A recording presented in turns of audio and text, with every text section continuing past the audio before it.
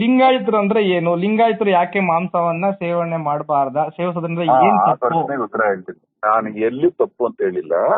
ದೊಡ್ಡ ವ್ಯಕ್ತಿ ಕ್ರಾಂತಿಯೋಗಿ ಬಸವಣ್ಣ ಹ್ಮ್ ಕುಲ ಕ್ರಾಂತಿ ಮಾಡ್ತಾರೆ. ಹಾ ನಮ್ಮ ದೇಶ ಕುಲ ಕುಲ ಕುಲ ಎಂದು ಹಾಳಾಗ್ತಾ ಇದ್ದಾಗ ಕಳೆದು ಹೋಗ್ತಾ ಇತ್ತು. ಒಬ್ರನ್ನೊಬ್ರು ದ್ವೇಷ, ಕ್ರೋಶ, ನಮ್ ಕುಲ ಹೆಚ್ಚು ನಮ್ ಕುಲ ಹೆಚ್ಚು ಅಂತ ಒದ್ದಾಡ್ತಾ ಇರುವಾಗ ದೊಡ್ಡ ಮನಸ್ಸು ಮಾಡಿದ ಬಸವಣ್ಣ, ಎಲ್ಲರೂ ಒಟ್ಟಾಗೋಣ, ಜಗಳ ಬೇಡ, ತಿನ್ನುವವರು ತಿನ್ನದವರು ಎನ್ನುವ ಭೇದವಿಲ್ಲದೆ ಎಲ್ಲ ಕುಲ ಕುಲ ಅನ್ನುವ ಭಾವ ಬಿಟ್ಟು ವೃತ್ತಿಪರ ಕುಲಗಳನ್ನ ಆಚರಿಸ್ಕೊಳ್ಳೋಣ, ಜನ್ಮಪರ ಕುಲಗಳನ್ನ ಆಚರಿಸೋದ್ ಬೇಡ ಅಂತ ಹೇಳಿ ಒಂದು ಲಿಂಗಾಯತ ಧರ್ಮ ಸ್ಥಾಪನೆ ಮಾಡ್ತಾರೆ ವಿನಃ, ಹಾಗಾಗಿ ಸಾತ್ವಿಕ ಆಹಾರ ತಗೋಣ ಅಂತ ಹೇಳಿದ್ರು ವಿನಃ ಯಾರ ಆಹಾರ ಪದ್ಧತಿಗೂ ಅವ್ರು ಅಡ್ಡ ಬರ್ಲಿಲ್ಲ. ಮಾಂಸಾಹಾರ ತಿನ್ನೋರ್ಗೆ ಸಸ್ಯಾಹಾರ ತಿನ್ನಿ ಅಂತ ಕೂಡ ಹೇಳಲಿಲ್ಲ, ಸಸ್ಯಾಹಾರ ತಿನ್ನೋರ್ಗೆ ಮಾಂಸಾಹಾರ ತಿನ್ನಿ ಅಂತ ಕೂಡ ಹೇಳಲಿಲ್ಲ. ಒಳ್ಳೆ ಸಾತ್ವಿಕ ಆಹಾರ ತಗೊಳ್ಳಿ ಅಂತ ಹೇಳಿದ್ರು. ಅಂದ್ರೆ ಧೈರ್ಯ ಇದ್ರೆ ಸತ್ತ ಪ್ರಾಣಿಯನ್ನ ತಿನ್ನುವುದು ಅಘೋರ ಸಂಪ್ರದಾಯ. ಅವರು ಶಿವ ಆರಾಧನೆಯಲ್ಲಿ ಶವಾರಾಧನೆ ಅಂತ ಬರುತ್ತೆ, ಶವಗಳನ್ನ ತಿನ್ನುವುದು ಅಂತ. ಹಾಗಾಗಿ ಎಲ್ಲವನ್ನ ಅಧ್ಯಯನ ಮಾಡಿದ್ರು ಬಸವಣ್ಣ, ಶಿವನ ಆರಾಧನೆಯನ್ನ ಸಂಪೂರ್ಣ ಅಧ್ಯಯನ ಮಾಡಿದ್ರು. ಹಾಗಾಗಿ ಏನು ಅಂದ್ರೆ ಅಹಿಂಸೆ ಪರಮೋ ಧರ್ಮ ಅಂತ, ಅಂದ್ರೆ ಹಿಂಸೆ ಮಾಡಿ ಕೊಲ್ಲಬೇಡಿ ಪ್ರಾಣಿಗಳನ್ನ. ಹಂಗ್ ಲೆಕ್ಕ ಮಾಡಿದ್ರೆ ಪ್ರತಿಯೊಂದು ಡೆಡ್ ಬಾಡಿನೇ ಅದು. ಇವಾಗ ಆ ಹಣ್ಣು ಹಂಪಲು ಅನ್ನೋದು ಗಿಡಗಳು ಕೊಟ್ಟ ಬಳುವಳಿ, ಅದ್ರ ತರಕಾರಿಗಳು ಯಾವ್ದು ಬೀಜ ಇರುತ್ತೋ ಅದು ಬಳುವಳಿ. ಆದ್ರೆ ಜೀವನ ತಿಂತವಲ್ಲ, ಸಸ್ಯಾಹಾರ ಅಂದ್ರೆ ಏನ್ ಗೊತ್ತಾ, ಸಸ್ಯ ಅಂತಂದ್ರೆ ಅದು ಮಾಂಸಾಹಾರನೇ. ಆದ್ರೆ ಸಸ್ಯ ಬಿಡುವ ಹಣ್ಣುಗಳನ್ನ ಅದು ಸಸ್ಯಾಹಾರ. ಹಣ್ಣು ತಿಂದ್ರೆ ಆ ಬೀಜನ ಎಲ್ಲಾದ್ರೂ ಬಿಸಾಕಿದ್ರೆ ಅದು ಮರ ಆಗತ್ತೆ, ಅದು ಅದು ಶ್ಲಾಘನೀಯ. ಹಂಗೆ ಪ್ರಾಣಿಗಳು ನೀವು ಸಾಕ್ತಿರಿ, ಅದ್ರ ಹಾಲು ಕುಡಿದ್ರೆ ಅದು ತಪ್ಪಿಲ್ಲ. ಇವಾಗ ಕುರಿ ಸಾಕ್ತಿರಿ, ಅದರ ಉಣ್ಣೆ ಇದೆಯಲ್ಲ ಅದನ್ನ ಮಾರಿ ಬದುಕಿ, ಅದು ಒಂದು ವೇಳೆ ಸತ್ತೋದ್ರೆ ಅದ್ರ ಮಾಂಸನ ತಿನ್ಬಹುದಾಗಿತ್ತು. ಆದ್ರೆ ಈ ಆತುರತೆ, ಇವತ್ತೇ ಬೇಕು ಇವತ್ತೇ ಕಡಿದು ತಿನ್ನೋದು ಅವೆಲ್ಲ ಶುರು ಮಾಡ್ಬಿಟ್ರು. ಅದಕ್ಕೆ ವಿರುದ್ಧವಾಗಿತ್ತು ಅವ್ರ ಸಿದ್ಧಾಂತ. ತಿನ್ನುವುದು ಅಂತಲ್ಲ, ಕೊಲ್ಲುವುದರ ವಿರುದ್ಧ ಇದ್ರು ಅವರು. ಅಂದ್ರೆ ಹಿಂಸೆ ಮಾಡ್ಬೇಡಿ ಪ್ರಾಣಿಗಳಿಗೆ ಅಂತ. ಅವ್ರನ್ನ ಅರ್ಥ ಮಾಡ್ಕೊಳ್ಳಿಲ್ಲ ಬಿಡು. ಲಿಂಗಾಯತರು ಅನ್ನೋ ಬದಲು ಬಸವಣ್ಣನವರು ಅಂತ ಅಧ್ಯಯನ ಮಾಡಿ, ಮತ್ತೆ ಅನೇಕ ಶಿವಶರಣರ ಒಂದು ವಚನಗಳನ್ನ ಓದ್ಕೊಳ್ಳಿ, ನಿಮ್ಗೆ ಗೊತ್ತಾಗ್ಬಿಡುತ್ತೆ.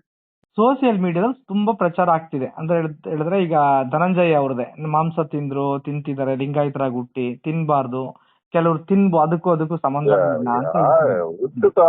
ಹುಟ್ಟುತಃ ಕುಲವಲ್ಲ ಎಂದವರೇ ನಮ್ಮ ಮಹಾಪುರುಷರು ಅನೇಕರು ಹೇಳಿದ್ರು. ರಾಮಾನುಜಾಚಾರ್ಯ ಹೇಳಿದ್ರು, ಬಸವಣ್ಣವ್ರು ಹೇಳಿದ್ರು, ಕುಲ ಧರ್ಮ ವೃತ್ತಿ ಧರ್ಮ ಆಗ್ಬೇಕು ಅಂತ.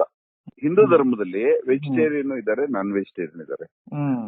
ಇಮಾನ್ ಧರ್ಮದಲ್ಲೂ ವೆಜಿಟೇರಿಯನ್ ಇದ್ದಾರೆ, ನಾನ್ ವೆಜಿಟೇರಿಯನ್ ಇದ್ದಾರೆ. ಕ್ರಿಶ್ಚಿಯನ್ ಧರ್ಮದಲ್ಲೂ ವೆಜಿಟೇರಿಯನ್ ಇದ್ದಾರೆ, ನಾನ್ ವೆಜಿಟೇರಿಯನ್ ಇದ್ದಾರೆ. ಹಾಲು ಕೂಡ ಕುಡಿದೇ ಇರುವಂತ ಅವ್ರು ಇದ್ದಾರೆ, ವೀಗನ್ಸ್ ಅಂತಾರೆ ಅದನ್ನ. ಹಂಗೆ ಎಲ್ಲಾ ಧರ್ಮದಲ್ಲೂ ತಿನ್ನುವವರು ಇರ್ತಾರೆ, ತಿನ್ನದವರು ಇರ್ತಾರೆ.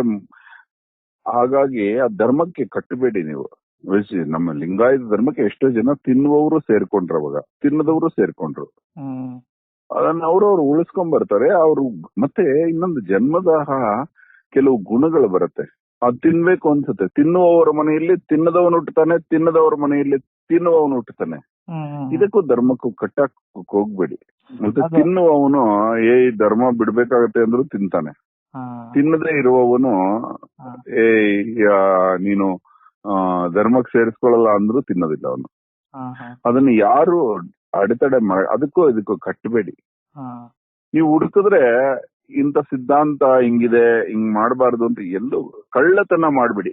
ನೋಡಪ್ಪ, ಇದೊಂದು ಹೇಳ್ತೀನಿ, ಬಸವಣ್ಣವರು ಊಟದ ಬಗ್ಗೆ ಹೇಳಲಿಲ್ಲ ಅನ್ನೋದಕ್ಕೆ ಒಂದೇ ಒಂದು ಭಾಗ: ಕಲಬೇಡ ಕೊಳಬೇಡ ಹುಸಿಯ ನುಡಿಯಲು ಬೇಡ, ತನ್ನ ಬಣ್ಣಿಸಬೇಡ ಇದಿರ ಹಳಿಯಲು ಬೇಡ, ಇದೇ ಅಂತರಂಗ ಶುದ್ಧಿ ಇದೇ ಬಹಿರಂಗ ಶುದ್ಧಿ ಅಂತಾರ.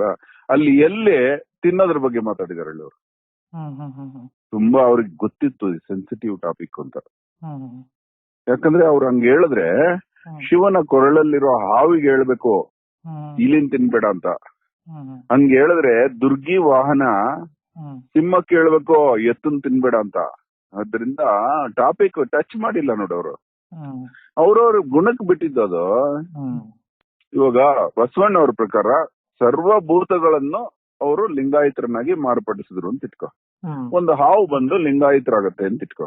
ಹ್ಮ್ ಒಂದು ಇಲಿನೂ ಬಂದು ಈ ಲಿಂಗಾಯತರಾಗತ್ತೆ ಅಂತ ಇಟ್ಕೋ. ಹ್ಮ್ ಒಂದು ಹುಲಿನೂ ಬಂದು ಲಿಂಗಾಯತರಾಗತ್ತೆ, ಒಂದು ಗೋವು ಬಂದು ಲಿಂಗಾಯತರಾಯ್ತು ಅಂತ ಇಟ್ಕೋ. ಅವ್ರ ಸಮಯದಲ್ಲಿ ಹ್ಮ್ ಅವ್ರ ಹೆಂಗೆ ಬದುಕೋದು ಹೇಳು? ಇವಾಗ ಹುಲ್ಲು ತಿನ್ನೋದು ಬಿಡಕ್ಕಾಗಲ್ಲ, ಹುಲ್ಲೆ ತಿನ್ನೋದು ಬಿಡಕ್ಕಾಗಲ್ಲ. ಹುಲ್ಲೆ ಅಂದ್ರೆ ಜಿಂಕೆ.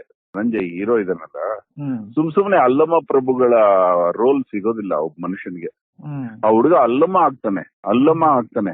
ಇಮ್ಯಾಜಿನ್ ಮಾಡು. ಹ್ಮ್ ಆ ಅಲ್ಲಮರ ರೋಲ್ ಮಾಡ್ಬೇಕು ಅಂದ್ರು ಅಲ್ಲಮರ ಒಂದಂಶ ಆದ್ರೂ ಅವನಲ್ಲಿ ಇರ್ಬೇಕು. ಹ್ಮ್ ತಮಾಷೆ ಅಲ್ಲ ಅದು. ಅದ್ರಲ್ಲಿ ಜೀವ ತುಂಬಿಟ್ಟಿದ್ದಾನೆ ಆ ರೋಲ್ಗೆ ಆ ಹುಡುಗ. ಅವನು ಮತ್ತೆ ಅವನಲ್ಲಿ ಫಿಲಾಸಫಿ ಇದೆ. ಅವ್ನು ಏನ್ ರೋಲ್ ಕೊಟ್ರು ಅದ್ರಲ್ಲಿ ಜೀವ ತುಂಬ್ತಾನೆ. ಅವನಲ್ಲಿ ಫಿಲಾಸಫಿ ಇದೆ, ಗೊತ್ತಾಗತ್ತೆ. ಅವನ ದಮ್ ಇದೆ ಅಂತಾರಲ್ಲ, ಹಂಗೆ ದಮ್ ಇದೆ. ಹೆದರೋನಲ್ಲ ಅವನು, ವೀರತ್ವ ಇದೆ ಅವನಲ್ಲಿ. ಬೇರೆಯವ್ರ ತರ ಎಲ್ಲರಿಗೂ ಒಳ್ಳೆಯವನ ಅನಂತೆಯ ತರ ಇರೋಲ್ಲ ಅವನು. ಅವನ ಗುಣ ನೋಡಿದ್ರೆ ಕೆಲವು ಇಷ್ಟ ಆಗತ್ತೆ ನನ್ಗೆ. ಅವನ ತನ್ನತನ ಸಾಧಿಸ್ತಾನೆ ಅವನು. ಒಂದು ಈಗ ಧನಂಜಯ್ ನೀವ್ ಹೇಳ್ದಾಗ್ಲೇ ತುಂಬಾ ಸಮಾಜದ ಬಗ್ಗೆ ತುಂಬಾ ಕಾಳಜಿ ಇರುವಂತ ವ್ಯಕ್ತಿ ಅವರು.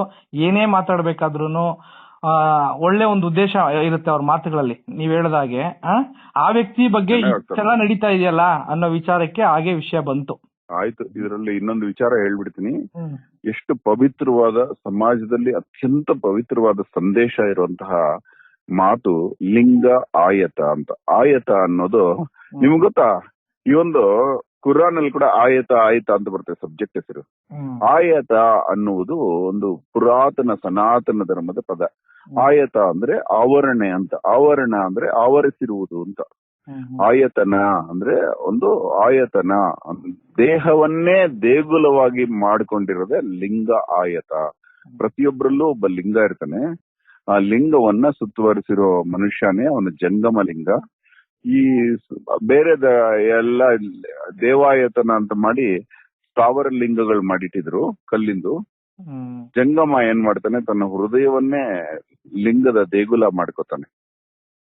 ಧನ್ಯವಾದಗಳು ಅವ್ರ ಹತ್ರ.